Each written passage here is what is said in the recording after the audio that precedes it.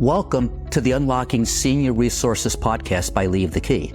I'm Larry Wagner, and I've spent 30 years working with seniors, where I was a certified senior advisor, and the last 15 years in the home buying industry as a certified senior transition specialist, where I specialize in dealing with seniors going through a transition in their lives. This podcast is for seniors, those with seniors they love, and people who work in the senior community. In each episode, we bring on a guest who works to improve the lives of seniors. This podcast is your key to unlocking senior resources.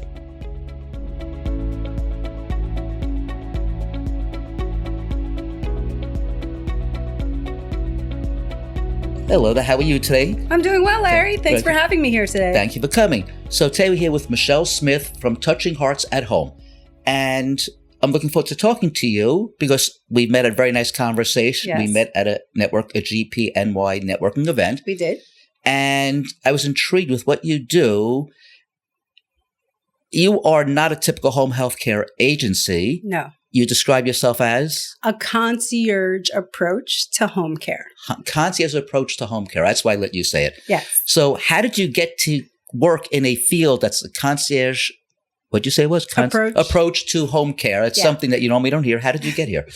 So I would say that I come from a family of caregivers. Mm-hmm. Our elderly people always aged in place at home. Yep. And I was just used to taking care of my older relatives. Mm-hmm. And it seemed normal. And I come from a family that's in healthcare, but I said, I'm never going to do healthcare. So I said, let me do business, right? Because I figured they don't know anything about business. They won't know whether school's teaching me anything or not. So I said, I'm going to go into business. And then I had some kids. My husband graduated from law school. We sold our condo and we said, let's buy a franchise. There you go. And while checking out normal thing, house full of kids, let's buy a franchise. Let's buy a franchise. Because I studied entrepreneurship and small business at Northeastern University. Oh, my son studied entrepreneurship at Northeastern University. Oh, that's awesome. We'll have to have a conversation about that. You will.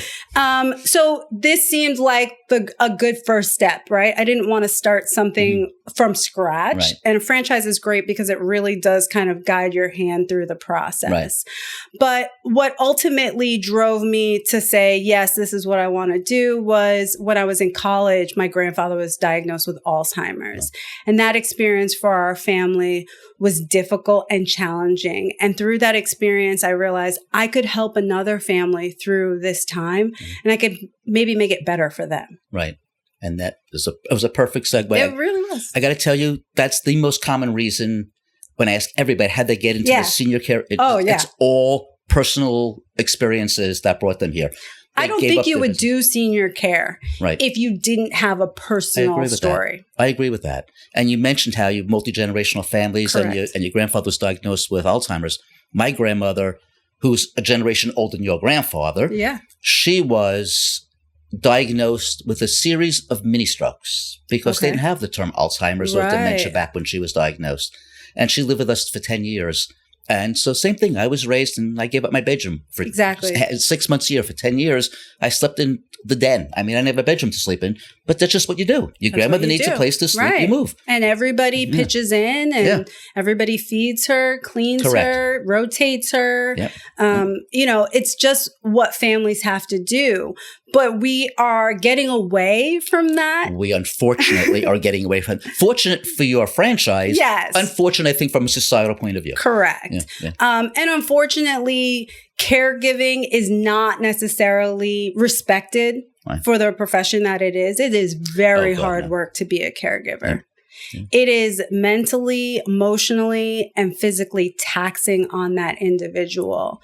But the majority of people who do it from a place of love because they genuinely enjoy helping other people and being of service. My mother had passed away about 3 years ago, and she had Lewy body dementia.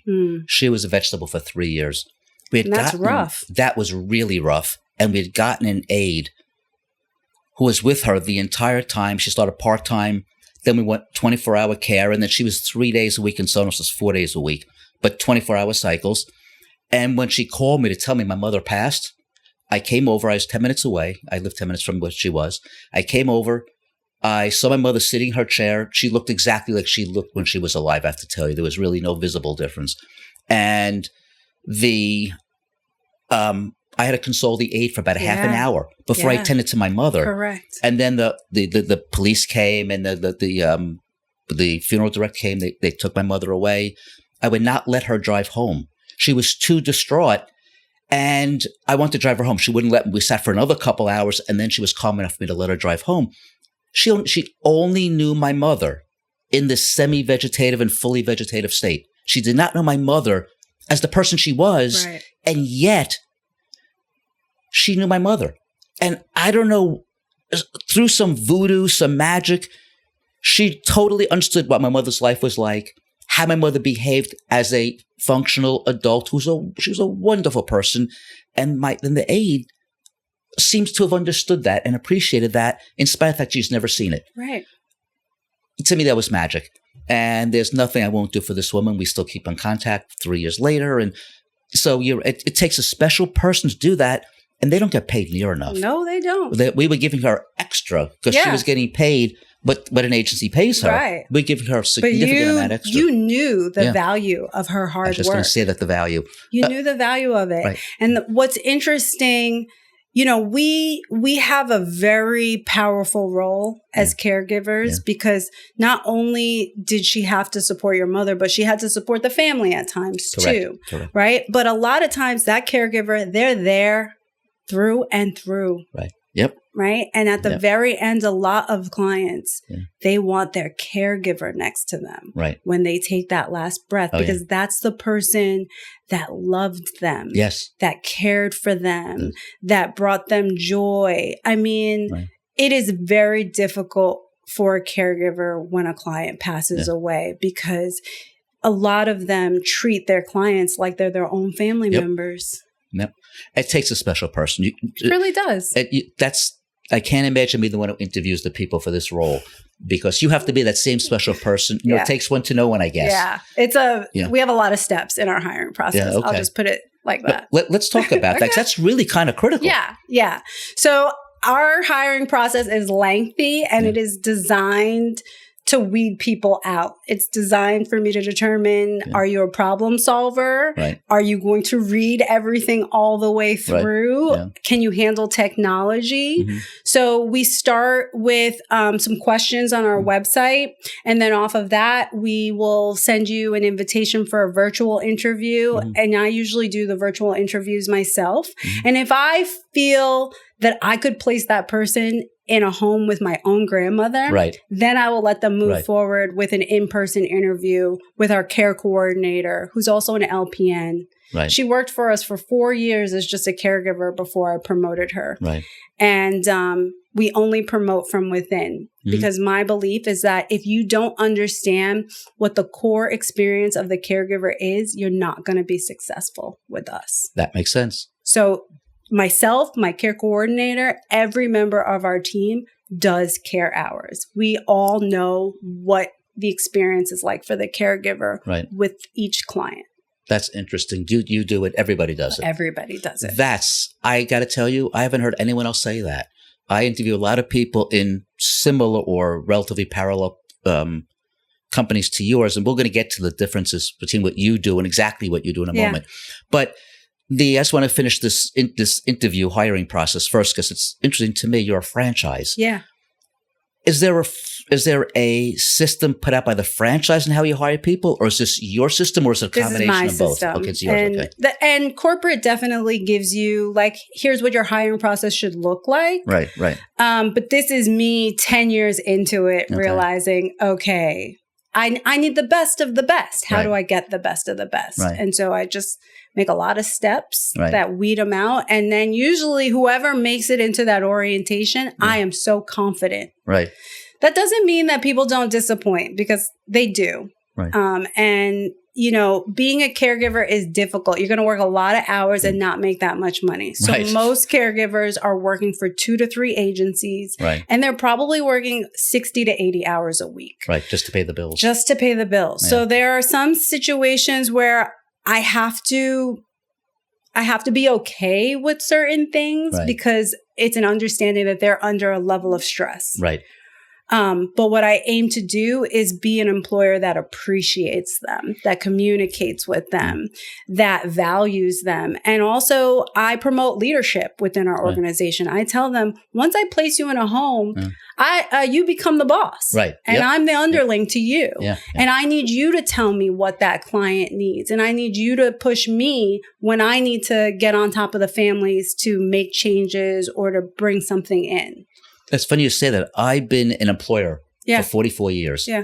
And I have the same exact attitude that you're in charge of your department. I've employed a couple hundred people over my life. Yeah.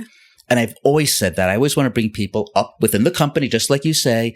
And I always tell people, you're the boss of your department. Yeah. You know how to do what you do better than I know how to do what you. I know how to hire people. I know how to, but the company, how to sort of run a company at a certain level. But I'm not in the weeds. And the best example I give of that is, they built a big post office. I don't know if it was the New York City post office or not. And they spent a fortune building this post office, and they made the mail sorting station. And the first Tuesday of the mail that they'd use the mail sorting station, they had these circulars that came out, and they didn't fit in the boxes because the guys at the top designed mail sorting station, never asking the mail sorters, what do you need? Right? Yeah, they're in charge of mail sorting. They know better than the guys at top what's involved. Right. But the guys at the top didn't appreciate that. So you have to appreciate your people. You have to pay them back with respect. Money's important, but there's a limit to how much money you can pay in certain businesses. You can only bill so much. If you can only pay so much, that's life. But appreciation is free. And that's one of the most important things. And they were interviewing people during COVID. What are the most important things you're looking for an employer? That was one of them. Yeah. Another one was being able to bring a dog to work, which I thought was kind of bizarre.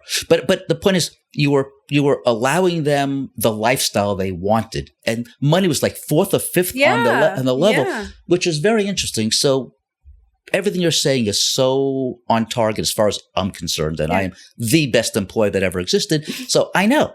So I'm very appreciative of your attitude. And 10 years in, you're saying all the right things. In my caregivers are the backbone of my business. I can only care for so many individuals by myself, right? Correct. But they are out there, and they're the ones doing the hard work. Yeah. And also, potential clients, they're seeing them, right? So I take very good care of my team. And so often I'll call people and I'll say, I really need you to do this case for me because somebody called out. And they'll say, you know what, Michelle, for you, I will do it. Right. Because they also know that if they need support, if there's something going on with them, I will support them, whether it's an advancement of a paycheck, whether it's paying a tow truck so that they can get their car out, whether it's making an insurance payment for them, or whether it's, picking them up and taking them to work because they're not very good at directions and they just need a little support the first time around. I'm going to do whatever I have to do to make that individual feel comfortable and to make them feel part of our team. Because I know they're going to go out there and they're going to be the best team member they can be after that. Right. Absolutely. Absolutely. Wonderfully said. Wonderfully said. So question, I want to get to something first. I'm going to come back to that comment because so I want to know what exactly do you do that makes you a concierge service? Yeah. And so please explain in detail exactly what you do. So we're very flexible, right? We have no minimum requirements on the number of hours. A lot of agencies will say you got to do at least 20 hours a week. Oh, it's usually 4 hours. Or each shift has to be at least 4 hours. Right. I'll do a 1 hour shift if that's what the client wants. Right. Okay. So you could have a week where it's 5 days of 1 hour shifts, but you could call me at the end of the week and say, Michelle, you know what? Next week, I need those 5 days to be at 5 hours. Right. Sure. No problem. Right. So I aim to provide my clients with on-demand service. Right. Adjustments as they need them. Right.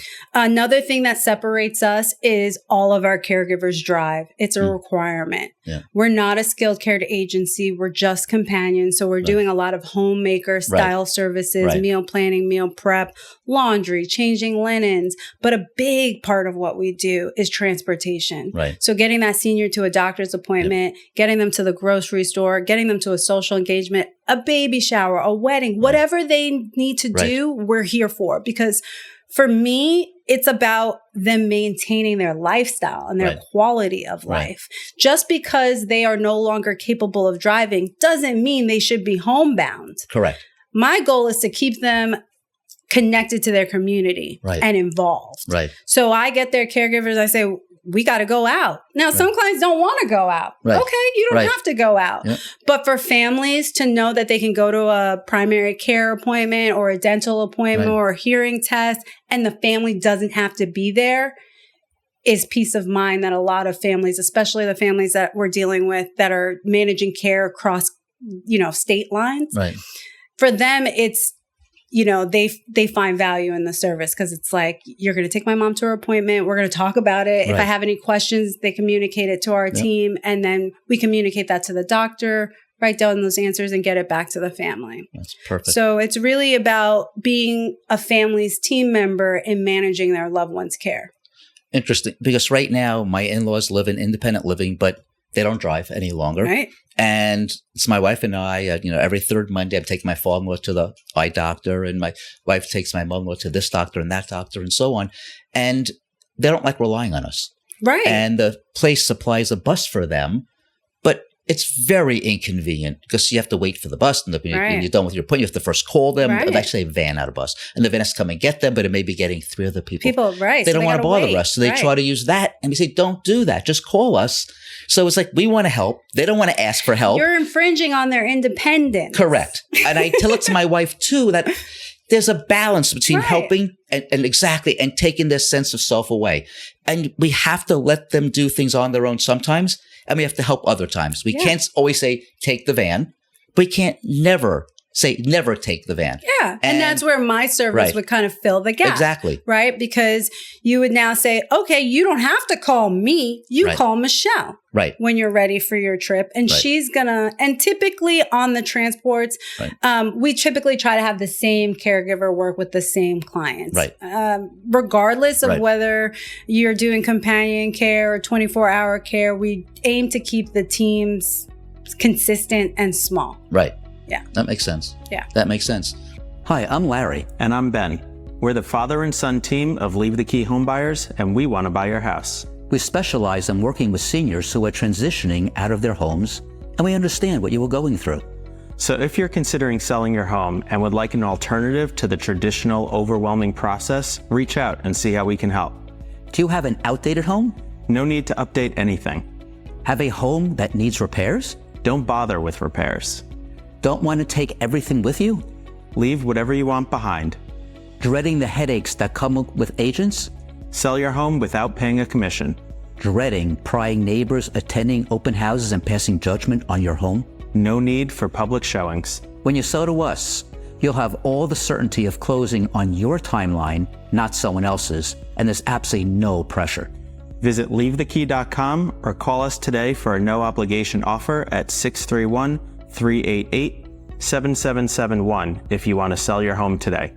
So when you say your companion care, so if somebody needs help showering and so on, is that something you guys do that too? We do a standby assist. Okay. So we can adjust the shower water. We help you get in and out of the shower, but they've got to complete that shower on their own. Okay. Yeah. So we're there for safety purposes. So that'll be a healthcare aid. Correct. Versus a companion. Correct. Now I have healthcare aides. I have CNAs. I have people with varying degrees of experience and expertise, mainly because they're looking to fill those extra hours that they have available. Because most agencies, once you hit 40 hours, that's it. Yes, the overtime. Yeah, I do overtime. Yeah, because I think it's an important part for the caregivers to feel. It doesn't come up all the time, but it is so much easier to give that caregiver the 8 hours of overtime and let them go in with their regular client and then to put a whole different caregiver in there just to save the overtime. It serves a few purposes. It does. One of them is it keeps the continuity. Right. But number two, for the healthcare worker or your employee, is it gives them better quality of life because they're working for one person and they're getting the extra money. They're working with the same client, and to me, it's a win-win-win. You're winning, your employee's winning, and the client's winning. We used to give 18 hours overtime every week. even when I didn't have a lot of work to do, Yeah. I still would give my employees 18 hours. I guaranteed it. If they wanted, it was always there. But you know what? They were probably very appreciative of that. And they were like, why would I go get a different job? That's exactly what happened. I had very high retention. Yeah. Because we appreciated them. That's one of the ways we showed appreciation. Yeah. Even they knew we were slow. And they said, why are you still giving us overtime? Because I said I would. Right. And it's that simple. I do what I say I'm going to do. Exactly. I'd like you to do what you say you're going to do as well. Right. Show up. Right. Show up. That's what I really ask is show up. Right. Can you show up on time and do the job as we have it outlined? And on time is very important in your business. Yes. Very important. And that's not to say that things don't happen. Right. But we got to communicate that. Right. Because, clients are fine if I call and say, there was an accident or they're going to be late. There's traffic. They're fine with that. Right. But there's a sense of anxiety that comes about if I don't call before that shift starts. Because for a lot of clients at 9:05, their caregiver is late. Correct. I'm a home buyer. I buy houses mainly from senior citizens. Yeah. And if I'm going to see a home, I don't see that many anymore because I have people do that in my company. But if I'm going to see a home and my employees know the same thing, if you're going to be if you're 5 minutes or more late, 1 to 4 minutes, I'm accepting. Yeah. 5 minutes or more, you call them. Yes. And what's interesting is if you're 7 or 8 minutes late with a call, you get more credit than being on time. Correct. It's the respect. It's the respect. Giving that person the heads up. Right. And so I want the same respect too. The last thing I want is for a client to call me and say, hey, the caregiver is not here. Right. Right? Yeah. No good. That's not good. No. So it's so interesting. You're doing this for 10 years. You've grown a business. You have a whole bunch of people going out in the world. Yep. And where is your territory? Where is your world? So our office is in Hicksville, but we do pretty much all of Long Island. Now, I would say we don't go too far out into Suffolk just because I don't have enough caregivers out there. Suffolk, I think for every home care agency is tough. Right. It's much more spread out. It's a much more spread out, very rural. Right. You know what I mean? So it's difficult to get good caregivers that are willing to go out there. Do you find most of them come from the city, Queens and so on? A lot of caregivers are in that Brooklyn, Queens area. Yep. But I work really hard to have caregivers on Long Island. Mm-hmm. I don't want a caregiver coming all the way from Queens to go, let's say, work in Dix Hills. Right. I need a caregiver who lives in like Westbury or Huntington to go there. Right. So I rely a lot on my existing caregivers to bring new caregivers too. That's very interesting. Yeah. I won't go into it, but I was working on the same thing. This caregiver was wonderful. She must know other wonderful caregivers. Exactly. Good caregivers don't want to be friends with crappy caregivers. No, they don't. And there are plenty of crappy caregivers. Yes. So, absolutely. They don't respect them, and the crappy ones don't understand the good ones. Right. Right. But the good ones, they take a lot of pride in the work that they do. They do. So they can't stand for the crappy. And every now and then I get a crappy one that comes through, but they don't last very long because our clients are so accustomed to the touching hearts way of doing things that when a caregiver doesn't present that way, they will get on the phone and say, no, that person, they don't work. Right. Yeah. But the best feeling is when I get a client who calls and they'll say, you've sent me like 4 different caregivers. All of them have been amazing. I've loved every caregiver you've sent me. And I'm like, thank you. That's what I'm looking for. That's my goal, right? I want them to genuinely enjoy the people that I send to them because it's not just a job. It's not just a job. It's a way of life. It really is. It's a calling. It's a lot of things. It's also a job. It's also a job. It can be. But that's the other thing. It's many things before that. As I said, I couldn't do it. I'm a very caring, kind of nice guy. Yeah. But I couldn't do that. It takes something so much more than just being a nice person. Yeah. It's got to come from deep down. Yeah. And very interesting. So, question. I always try to ask these stories when I'm talking to people in similar industries to yours. Are there any interesting stories you'd like to share, experiences from clients, things of that nature? Sometimes I give a heads up on this question. I didn't give you a heads up. No, you didn't give me a heads up on interesting story. You have 10 years to choose from. 10 years. I mean, they'd be crazy stories, right? Yeah. From like caregivers deciding to have like relationships with clients' children, you know, or like a caregiver being like, so now they're part of the family. Right. Or the caregiver being like, what do you mean I can't bring my bird with me to work, or I can't bring like my kid with me to work? It's like, no. Can't bring my bird with me to work. Yes, That's a real story. That's a real story. I had a caregiver who was like, I have this bird and my bird is sick, so I can't go anywhere without the bird. So can I bring the bird to work? I was like, no, you cannot bring your bird to work. Because if you bring a bird or any pet or any child, the message you've sent to your client is you're not my primary objective today. This bird is. This bird, I've heard a lot. I haven't had that one. I haven't had that one. Yeah. I also had a caregiver have a physical altercation with a client, which I was like, why are you? I'm sure not just the first leave. one. Just leave. Just step away. Just step away. It's So now I have to have in the orientation, I have to have a whole conversation about no that. physical altercations allowed. If you would, like the line from Seinfeld, if you had just told me. Right. Exactly. If you just said, you know, or just get in your car and walk away. Right. It's not that serious. Well, at least the person was of good spirit and health if you could get in a physical altercation. It was a daughter, but still. Oh, okay. There you go. Good. It wasn't good. It wasn't good. So let's talk about some happy ones. How about some happy clients? That's very funny, though. The bird I love. Go ahead. You know, I had a client and they were just 1 day a week for 4 hours. Mm-hmm. And the husband had been a big CEO at a major finance company in the city. And they had a beautiful apartment and they really just wanted like a male caregiver. And I had a male caregiver with them for like a year. But the kids were pushing the mom to put more care in place. But she just felt like he's not going anywhere. He's not doing anything. Right. So why am I putting more care in place? Well, we got to a point where he went on hospice. He had Parkinson's and we started to see a really quick decline. And so they agreed to let me bring in the caregiver that I thought was going to be most suitable, which was not a male caregiver. And I think he lasted about 2 weeks. And we were basically doing 6 hours, 7 days a week now. And at the end, he passed away. And that was tough because, I mean, the caregiver came into work. She must have been there 10 minutes and he passed away. So she was really upset and the wife was all upset. But the wife and the daughter both said to me, the individual that you sent to support us at this final moment was such a beautiful individual who not only took great care of our father, but of our mother, who was emotionally beside herself because she is now watching her husband of 65 years pass away. And she's now thinking, what am I going to do?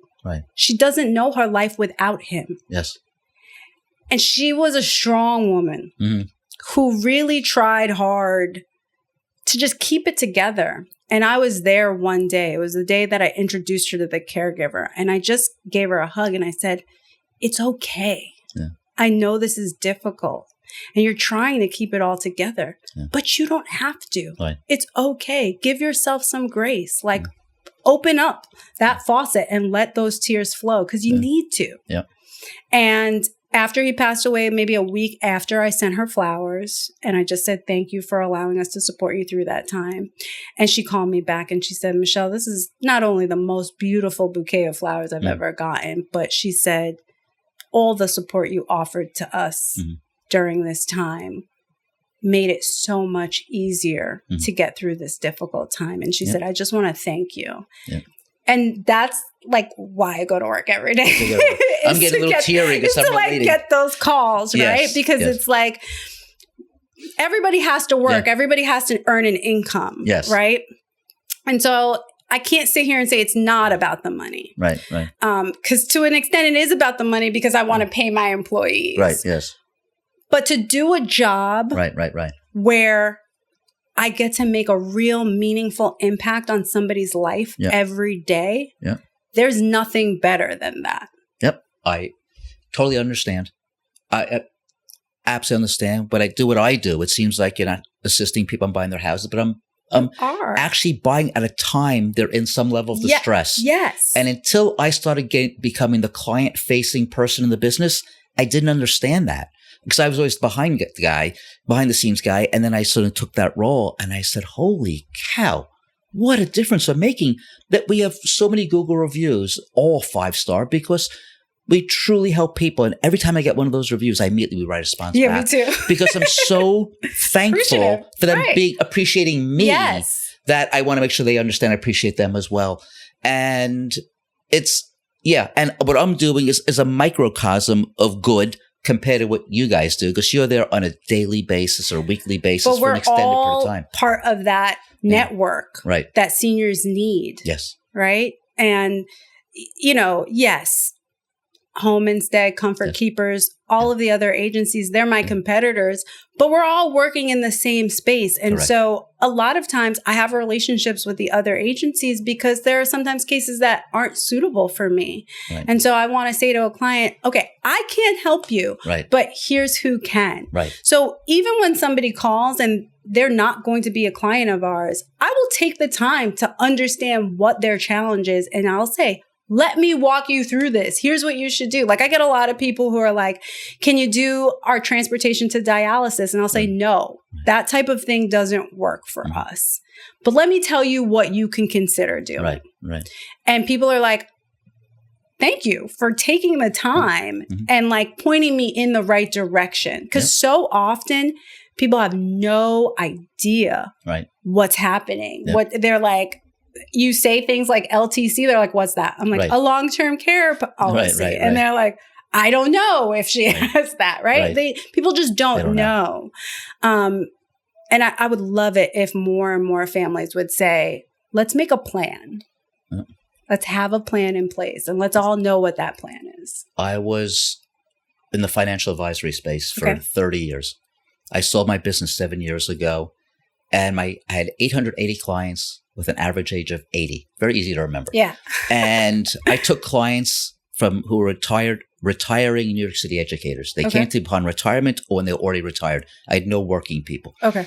So I would always tell them, talk to your kids. Let your kids know what's going on in your financial life. Let them know if you have cemetery plots. Right. I mean, my father had all booked together with all this resources. Yeah. And parents are so hesitant to talk to their children about what they want, what they don't want. And my mother would always tell me, and I've said this before on the podcast, and this is a very upsetting thing for me. She always said, if I ever get like grandma, the woman I mentioned before, my grandmother had senility or dementia, that she said, put a pillow over my face. I don't want to live like grandma. Yeah. My grandmother was a happy person with dementia. Yeah. My mother was just a cripple and all contorted in a wheelchair. Didn't speak for 3 years. I mean, it was just terrible. And I kept thinking, how am I not going to put a pillow over her face? It's what she told me all along. But I can't do that. I did it. I wouldn't say it on this camera. So anyway, I didn't. But I was so tempted. But they made their wishes known. That's a wish I couldn't follow through on. But all the other wishes were known. I knew where their wills were. I knew where the trusts were. I knew all that stuff was. I knew all their statements, all their accounts. It made it easy. It made it easy. But also they have to know where the living will is, the living trusts are, and what they want. Some people do not want certain levels of care. Right. Some people are more private, but and so on. At every level, seniors have to share with their kids.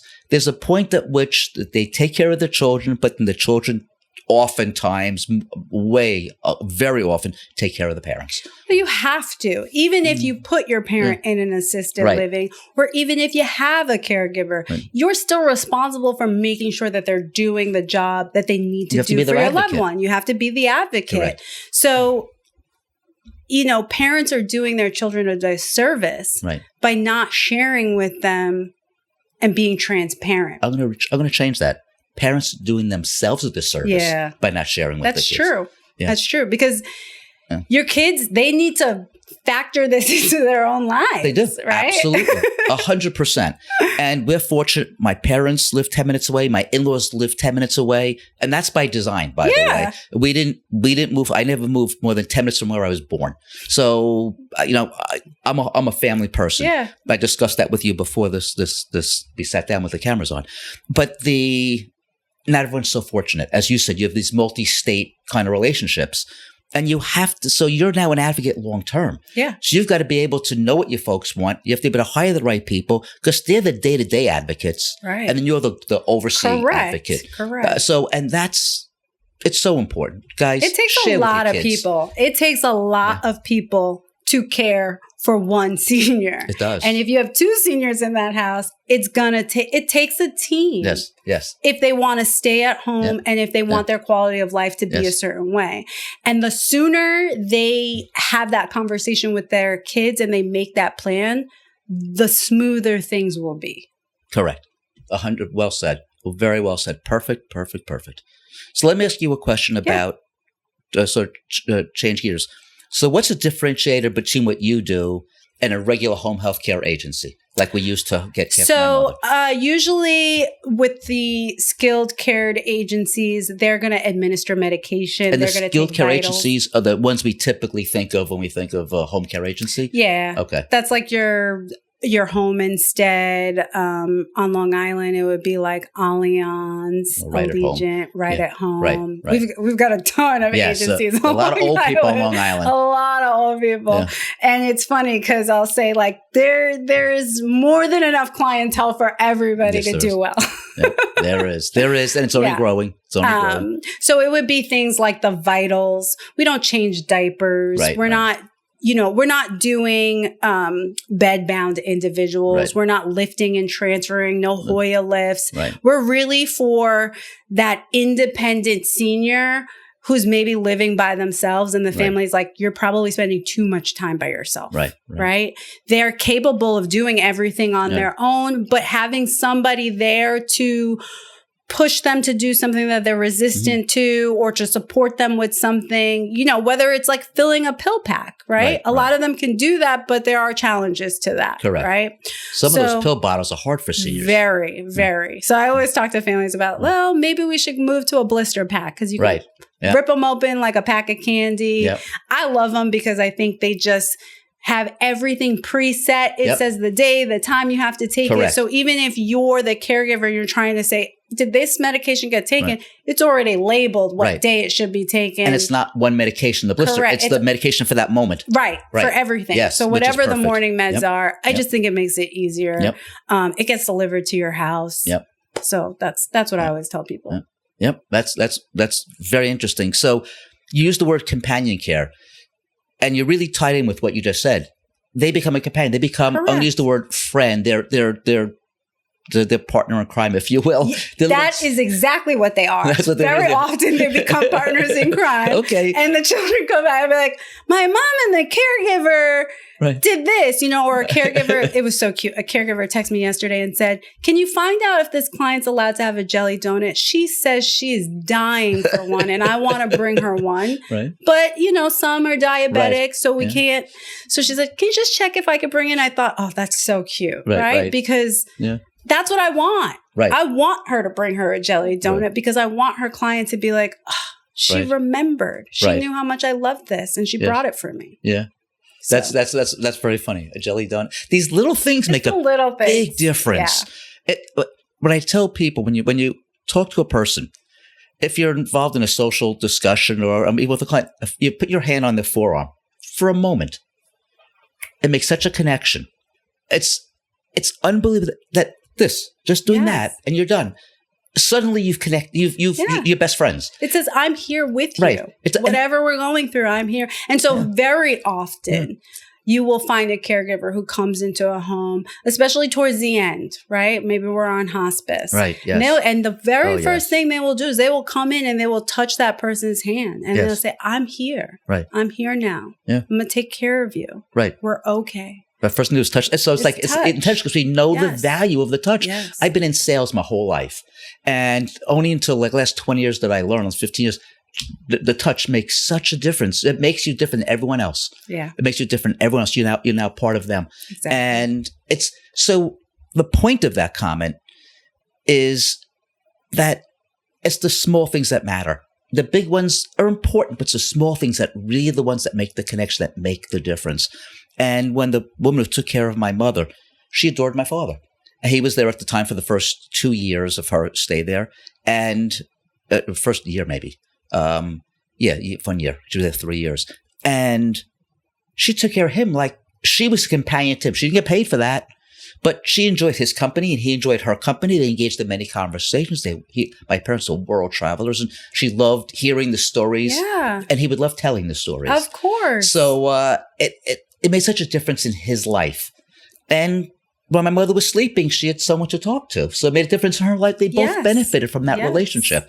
So as I said, they become part of the family. And it's the little things that matter. It's not to repeat myself, but I can't say anything more important than that. So what else do you want to say about the people, the kind of care they're providing? I used the word care, sort of in air quotes. Yeah. I would say that what I love about our team for the most part is I feel like they really try to make sure their clients have fun. That's one huge. Of the things we focus on is like, let's have fun. Right. So often our clients are like, oh, my kids are annoying me. They want me to do this. They're telling me I can't do that. These clients, they want to have fun. You know how many dirty jokes they tell? Like they've got senses of humor. They've lived lives. Like they have so much to still offer us as a society. Right. But I think they often feel like they've just been kind of tossed aside. Yes. So what I love is for that client who is kind of on the fence. I didn't really want this. Yeah. And they were like resistant, but the family's like, no, let's just do it. And then they do it. And then, in a few weeks, they're like, why didn't I do this sooner? Right. This is fantastic. Yep. I'm back out. I'm hanging out with my friends. Yes. I'm doing things. Like, why not? Right. Interesting. So because they suddenly have wheels again. Yes. And the wheels of freedom. And I have some who go out. Like they go out their whole shift. I'm like, oh my goodness, you do 50 miles in a week? Where are you going? But they want to go to the beach and they want to sit at the beach or they want to sit at the dock or they want to go to church. Right. You know what I mean? Think about that. If you are somebody who you go to mass regularly and now you can't go there. Right. That's huge. That's huge. So we will go. And I do really aim to match the caregiver and the client. Right. So that if I have a religious client, I will put a religious caregiver with them because I know they will just enjoy that. Right. Being together, talking scripture. Right. Sharing their feelings on various things. So I really aim to know every client intimately and talk to them about what kind of person do you want with you? And I always tell them, yes, your kids want us here. Right. You don't want me here, but I'm here to tell you, you're in charge. You're the boss. You're the client. Yeah. Right. And as long as you're going to be safe, we're going to do what you want to do. Right. So when I'm with a client and I'm talking about the service, I don't refer to us as companions or caregivers or aides. I refer to us as personal assistants who understand the needs of seniors. It sounds so much more palatable. Yes. Because if you talk to somebody and you say, would you like a personal assistant? Yes. I would love a personal assistant. They could help me with this and that. It's about reframing it. It's all about marketing, man. It is. It's all about marketing. That's interesting. A person...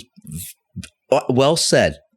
I'm just thinking about that. I have 1,000 thoughts running through my head.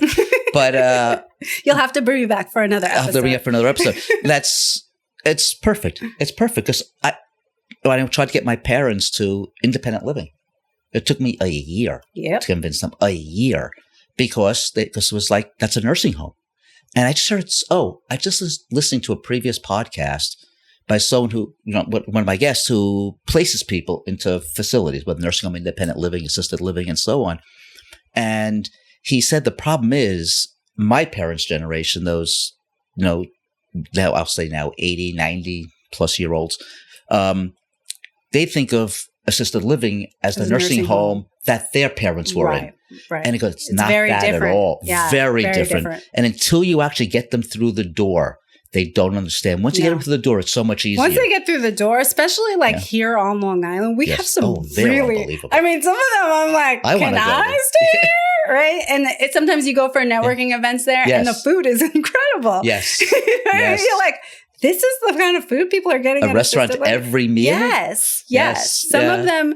So the notion that seniors have about assisted living needs to change. But until you can physically get them to want to see it, they will only see it as the nursing home that they knew. And I thought it was interesting because my mother said that's the place you go to die. Yeah. And I said, no, it's the place you go and die. It's, you don't go there to die. No. You're going to, if you don't go there, you're going to die at home. Those are your two choices, die amongst other people or die at home. But amongst other people, we had a lot of activities and fun and so on. In your case, they're at home, hopefully having a lot of activities and fun. I mean, for us, sometimes I'm like, let's go to the senior center. I'll tell the family because they need to be around people their own age too. Yes, that's true. Right? So I'll say 1-2 days a week, let's go to that senior center and take an exercise class or a knitting class or just sit with other people, watch the movie at the library, anything, but they can't sit at home all day. Watching a movie with other people versus watching the same movie on your screen at home, it's very different. It's very different. People don't understand that. Even though you're not talking, it's just the aura. It's like going to a baseball game. It's so much better watching a game on television. Yeah. Television, you get instant replays and close-ups. You don't get all the excitement you get in the stadium. It's just being around other people. And that's what it is, going to a senior center, doing the simple activity you can do at home. Correct. You can sit there and give you a craft to do. Well, I can sit there and paint something at home. But you're not going to have other people and you're not going to have people to talk to, people with shared life experiences. And that's important for seniors. Right. And that's what you understand. Correct. And that's what your organization does. Yes. It gets people involved in activities like that. If they have somebody at home, their companion at home or their personal assistant focusing with seniors at home. So that when they're not socializing out, they're socializing in versus being home alone all day, not going out because they don't have the wheels. Correct. Very, very different model than what I'm accustomed to. Right. And very interesting. Very interesting.